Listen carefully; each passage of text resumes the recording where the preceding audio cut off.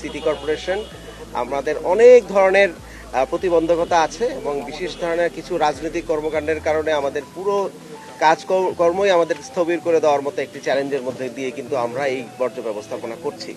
তারপরেও আমার অংশে একটু ফ্লেক্সিবিলিটি ছিল, কাজের পরিবেশ আছে, সেই কারণে আমরা এই গত 1 মাস যাবৎ বিভিন্ন স্তরে আমরা প্রিপারেশন নিয়েছি।